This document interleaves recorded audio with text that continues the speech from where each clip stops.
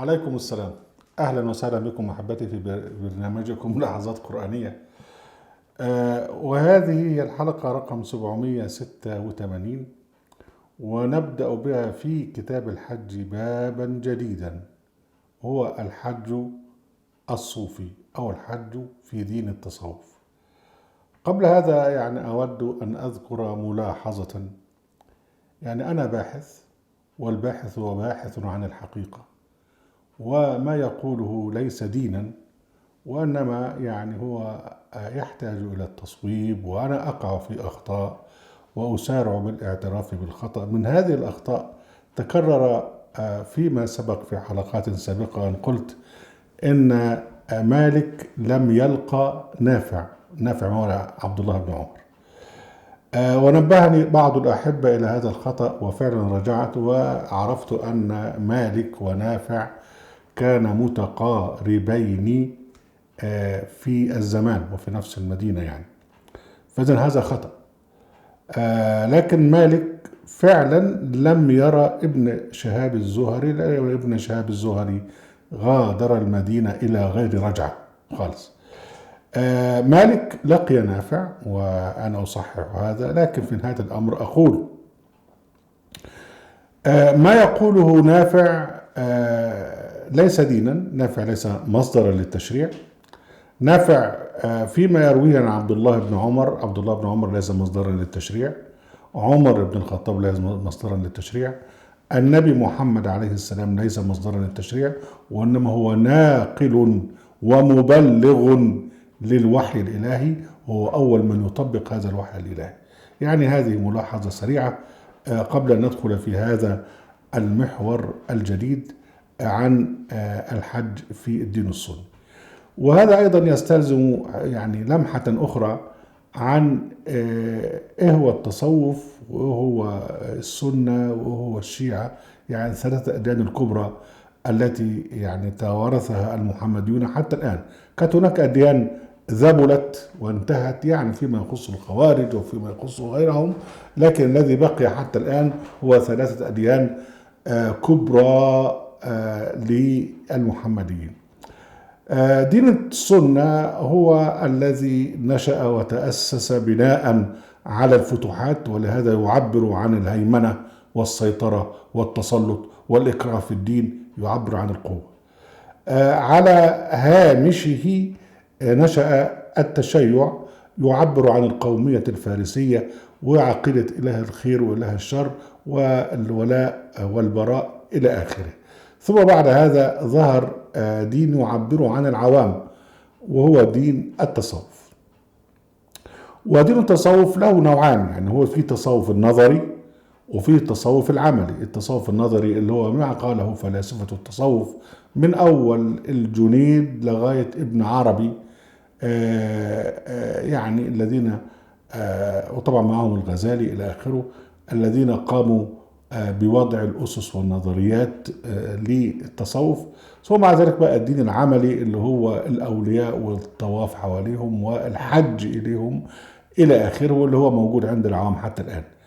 ننوه إلى أن ظهر الغزالي أظهر نوعا جديدا، أظهر دينا في كتابه إحياء علوم الدين، وده ما ساد حتى عصر قريب، اللي هو دين التصوف السني، الذي يأخذ من التصوف ما يسمى بالحقيقة، اللي هو العقائد بتاعته، اللي هو تقديس الأولياء والأضرحة والنذور إلى آخره. وبعدين يأخذ من السنة بقى اللي هي الفقه أو الاحتكام إلى القضاة إلى آخره، ويسموا ذلك الحقيقة، يسمون ذلك الحقيقة والشريعة. فالحقيقة هي عقائد التصوف ولا بأس بها، والشريعة اللي هي الاحتكام إلى ما يسمى بالشريعة الإسلامية اللي هي شريعة الفقه. الغزالي هو الذي أسس هذا الدين ليواجه به الشيعة، وليواجه به الفلاسفة، وليواجه به متطرفي الفقهاء السنيين أو الحنابلة. ثم جاء صلاح الدين الأيوبي في حربه للتشيع بعد أن هدم الدولة الفاطمية، ابتدى يعتنق التصوف السني، ويضطهد متطرفي الصوفية، ويضطهد أيضا متصرفي السنة.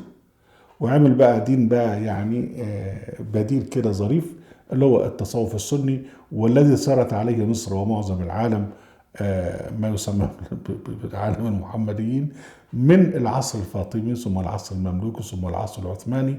والأزهر قام على هذا. ويمكن أنا الذي وقفت ضد التصوف في جامعة الأزهر، وكنت وقتها سنيا معتدلا إلى آخره. وبعدين بعد كده التصوف السني بدأ ينحدر ليحل محله دين الوهابية، وهو أشد أنواع الدين السني تزمتا وتخلفا وإرهابا ودموية.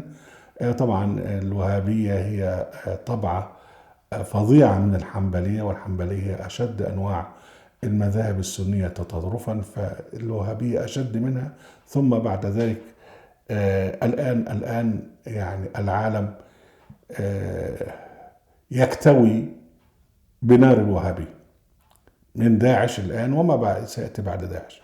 ده فكرة سريعة عن أديان المسلمين الأرضية، وأشهرها الآن دين التصوف السني.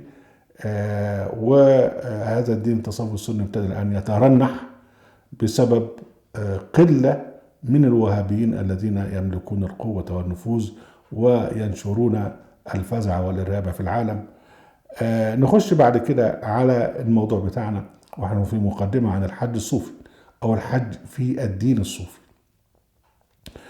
الدين الصوفي نظر أو طبق الحج من عقيدته.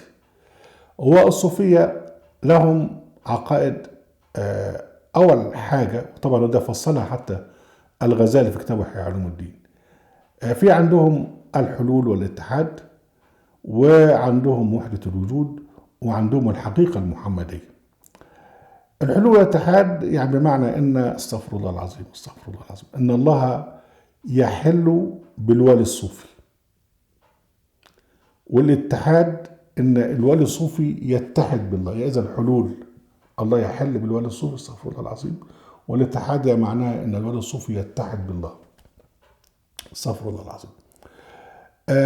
ويسمى بقى الولي الصوفي هو العارف، يعني هو الواحد الذي يعني يحقق المعرفة الإلهية، وبالتالي طبعا حين يحل فيه الإله بتاعه مش ربنا سبحانه وتعالى، فتنبثق فيه أنوار المعرفة والعلم اللدني، ويفيض فيه العلم الإلهي. بعد كده هم توسعوا في هذا وقال لك لا، ده مش بس الولي الصوفي، لا ده كل المخلوقات هي عين للخالق. يعني هو ما فيش فيه خالق ومخلوق، والاثنين هو معنى واحد. وأن الفارق بين الخالق والمخلوق هو كالفارق بين البحر وأمواجه. وقلنا هو بقى يعني الخالق بيفيض بأمواجه، بتصبح هذه الأمواج هي نوع من أنواع الخالق جل وعلا استغفر الله العظيم. وابن عربي هو الذي فصل في هذا في يعني في كتابه فصوص الحكم. وقبل كده الغزالي شرح هذا أيضا في مقتطفات يعني وضعها عن عمد في كتابه إحياء علوم الدين، ثم أفرد لها كتابا خاصا اسمه مشكاة الأنوار.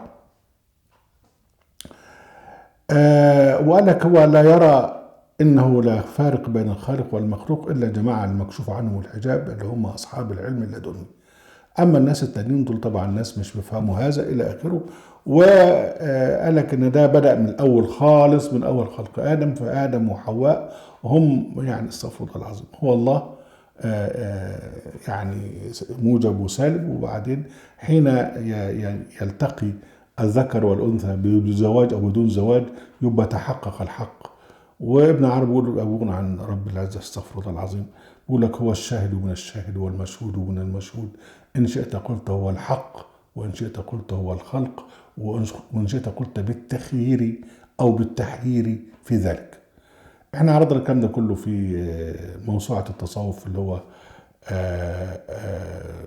التصوف والحياة الدينية في مصر المملوكية، ومنشور على موقعنا.